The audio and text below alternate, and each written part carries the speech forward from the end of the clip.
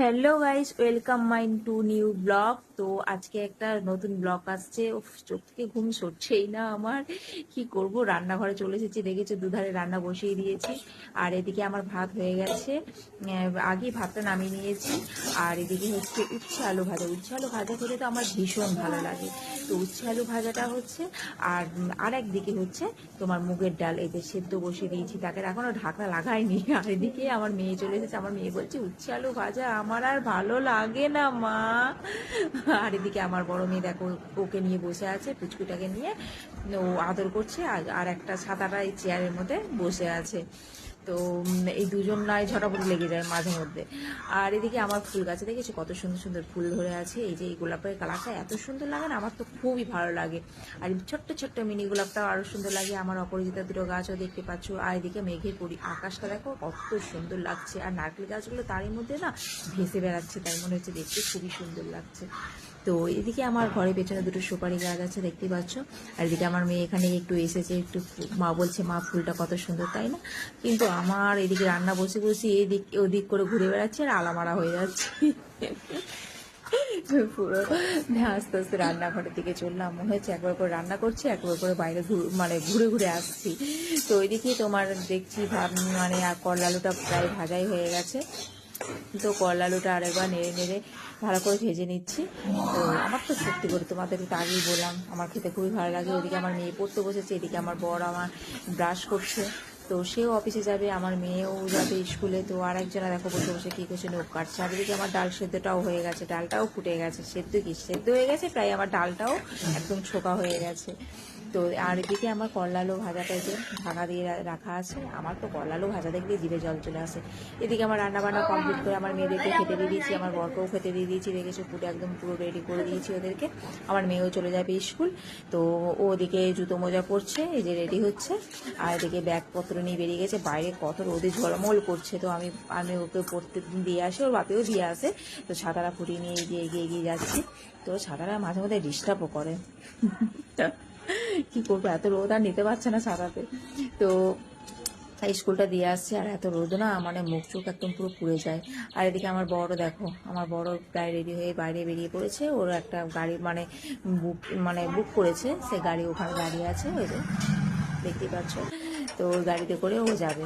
তো ও চলে গেছে, আমার বড় চলে গেছে, আমার মেয়ে স্কুল চলে গেছে, প্রায় আমার বড় মেয়ে আছে। তো দেখো আমার বদনটা একটু দেখো, দারুণ লাগছে না আমার বদনটা? তো আমার মেয়েকে ওইদিকে রেডি করছি, কারণ ওর 12টা থেকে পরীক্ষা। তো ওকেও ডাল ভাত আলু পোস্ত যে করেছি, ওকে মাখিয়ে চুকিয়ে নিয়ে ওর মেয়ের মানে ওর কাছে আসছি। তো বলছে মা আমাকে খাই দাও, আমার নিজে খাওয়ার টাইম নেই, আমি রেডি হচ্ছি না, আমি ওকে খাই দিচ্ছি। তো আমি দেখো বসে বসে খাই দিচ্ছি। তো একদিকে চুল বাঁধছে, একদিকে আমি খাই দিচ্ছি। আর আমি একদিকে হাত একদম একবার করে চেটে স্বাদটা মিটিয়ে নিচ্ছি, পেটটা ভরে নিচ্ছি, কারণ আমিও তখন কিছু খাইনি, খিদেও পাচ্ছে। তো ওদেরকে এই যে বড় মেয়েটাকে স্কুল দিয়ে আসো, আর ছোট মেয়েকে একদম নিয়ে চলে আসবো। তো বড় মেয়েকে বলছে মা তুমি কি করছো, স্কুল যাওয়ার সময় আমাকে তুমি দেখাচ্ছ। তা আমি বললাম কি হয়েছে? তো দেখতেই পাচ্ছ যে স্কুলে গেটের সামনে কতটা ভিড় ভাড়টা, একদম পুরো গাড়িগুলো গাড়ি অটো টোটো সাইকেল সবই জমে যায় যখন মেয়েদের স্কুলে ছুটি হয়। মেয়েকে নিয়ে আসছি, আর ওটা হচ্ছে আমার ওর বান্ধবী।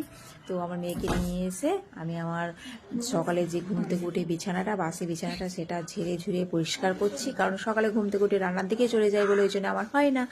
তো সব কিছু সেরে সুরে বিছানাটা ঝাড়া আমার কমপ্লিট হয়ে গেছে। তো আমার বিছানাটা যেন আমার টিপটাপ থাকে, যেন কোথাও জড়ো না হয়ে থাকে, এরকমই আমার ব্যাপার, যেন আমার সব কিছু পরিষ্কার পরিচ্ছন্ন থাকে। তো দেখো আমার বালিশগুলো একদম তুলে রেখে দিলাম। আর এখন তো গরমকাল পড়ে গেছে, এখন তো কোনো ঢাকাঢুকির কোনো সিন নেই, ব্ল্যাঙ্কেটের কোনো সিন নেই। মানে খুব ঠান্ডা লাগলে পরে দুটো চাদর আছে, বেড কভার আছে, গায়ে নিয়ে নিই। তো আমার এই ঘরটা পরিষ্কার পরিচ্ছন্ন হয়ে গেছে। এদিকে পুচকুটা দেখো কী করছে, সাদা পুচকুটা, আর এদিকে কালো পুচকুটাও কী করছে দেখো, খেলা করছে।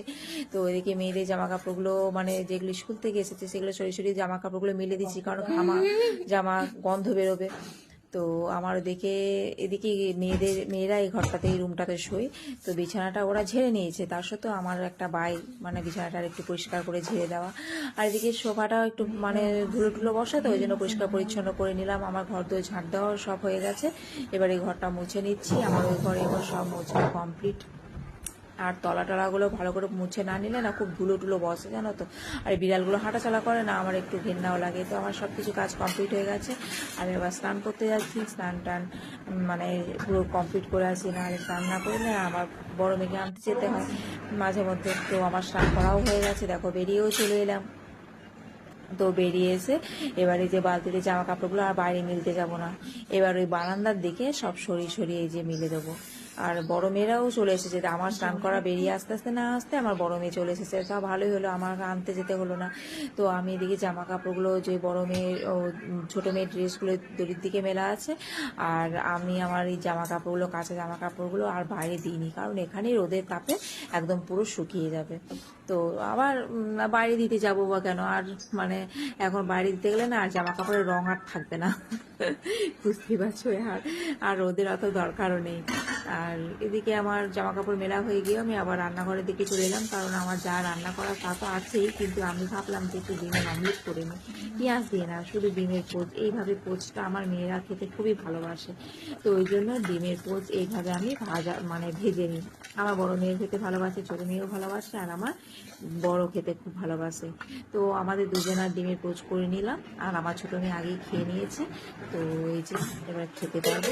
আজকে খাবার হয়েছে তোমার আলু পোস্ত, ডাঁটা দিয়ে আলু পোস্ত হয়েছে, ডাল হয়েছে, উচ্ছে আলু ভাজা হয়েছে, আর ডিমের অমলেট তো করলামই।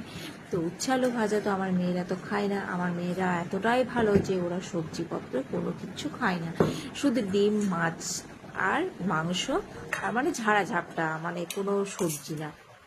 তো আমার দুটো বাটিতে জল দেওয়া পান্তা ভাত আছে, আর দুটো অল্প করে গরম ভাত নিয়েছি। আমি অল্প করে চালও দিয়েছিলাম, যে দুটো পান্তা ভাত আছে কালকে দুপুরে, তা সেটা আমি ঠান্ডা জল মিশিয়ে আমার খেতে তো আমার খুবই ভালো লাগে। এই গরমের দিনে ঠান্ডা ভাত, জল দেওয়া, একটু আলু ভাজা, আর এই যে আমার বড় আচার নিয়ে এসেছে। একটু গরমের সময় টকটক খেতে তো ইচ্ছে করে, তো আমি খেতে বসছি, একটু টকটক খেলে ভালো লাগে না।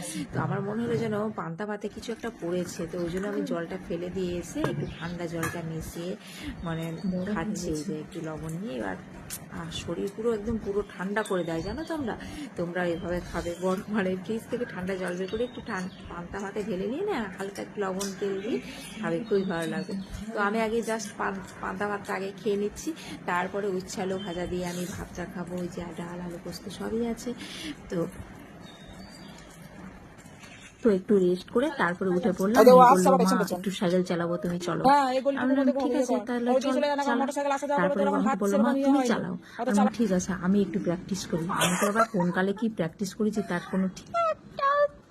একটা তুমি একটা রাউন্ডই চালাতে পারলে না, ওটা বাবা এত ভয় লাগছে, মনিকা সাইকেল চালাতে আর পারবো না, আমার দ্বারা আর হবে না। তো যাই হোক, সাইকেলটা এদিক ওদিক করে কোনো রকম চালিয়ে ঘরে ঢুকিয়ে নিলাম। এদিকে আমার মেয়ে চা করেছে, তো চা খাচ্ছি।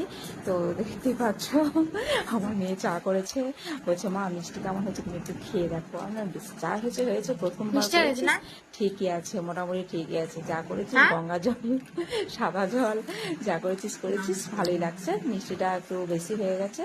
তো বিস্কুট দিয়ে চুবিয়ে চুবিয়ে বেশ চাটা খাচ্ছি। যা মেয়ে করেছে যখন নিজের হাতে, তখন তার মানে ইয়ে করা যায় না। তো এদিকে আমার চাটা খাওয়া সব কমপ্লিট হয়ে গেছে। এদিকে আবার রাতের ডিনারে চলে এলাম। তো রাতের ডিনারে আমার হয়েছে তোমার চিকেনের ঝোল আর ভাত। তো এই হলো আমার সারাদিনের ভিডিও। তোমাদের কেমন লাগলো তোমরা নিশ্চয়ই কমেন্টে জানাবে, আর লাইক করবে আর শেয়ার করবে। তো গাইস, আজকে সারা দিনের ভিডিওটা তোমাদের কেমন লাগলো, সব কিছু মিশিয়ে সকাল থেকে রাত পর্যন্ত সবটুকু ভিডিওটা তোমাদের শেয়ার করলাম। আমি আমার সব কিছু তোমাদের সাথে শেয়ার করলাম। তো ভিডিওটা তোমাদের কেমন লাগলো আশা করি নিশ্চয়ই ভালো লাগবে, খারাপ লাগবে না। তো ভালো লাগলে একটা লাইক, কমেন্ট আর শেয়ার করে দিও। আর যারা আমার চ্যানেলটিকে এখনো পর্যন্ত ফলো করোনি তারা ফলো করে নিও, ঠিক আছে। প্রত্যেক দিন এইভাবে একটা করে নিউ ব্লগ আসবে, ঠিক আছে। তো চলো, okay bye, tata, good night, সবাইকে গুড নাইট।